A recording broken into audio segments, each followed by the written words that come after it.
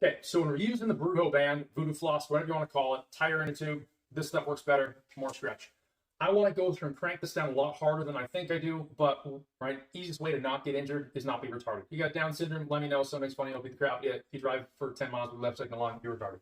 You know what I'm saying here, folks. Okay, so let's not injure ourselves. We're going to go down to where the forearm, or where the muscle in the forearm start to narrow. We start getting into the wrist. Okay, I'm going to go start just below that. We always wrap towards the heart. We start on the extremity low and wrap up. That's so we don't cause any issues with the valves and stuff like that. So keeping this rolled up makes this a lot easier. I'm going to grip this in my hand. I'm going to pull it tight.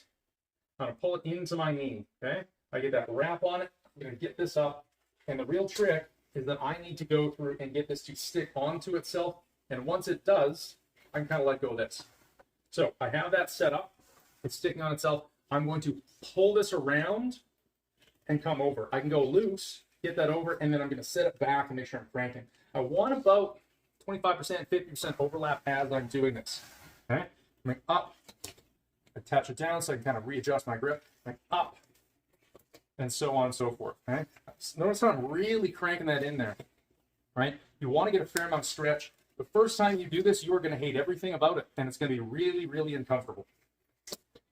Okay, so as we're coming up, we're going to get into this position.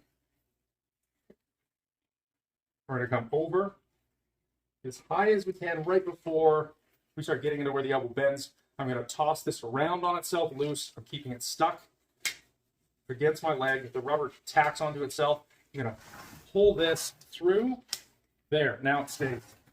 Now when you first do this, it may be horrible and you may not have enough time before you just want to get this off. So you're going to go through and you're going to start driving this forward and looking at that.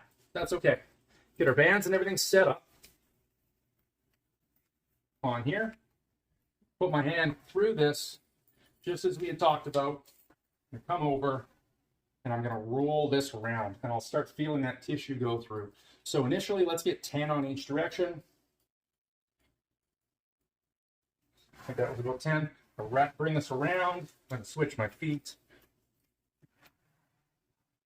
All right, keeping that elbow relatively bent, 45 degrees. Go back.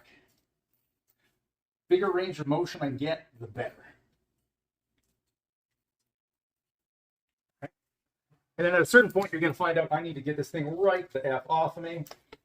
As you'll start feeling, it'll happen. I'm going to take this off. You're going to wind up with some stripes and feel the blood rush back in.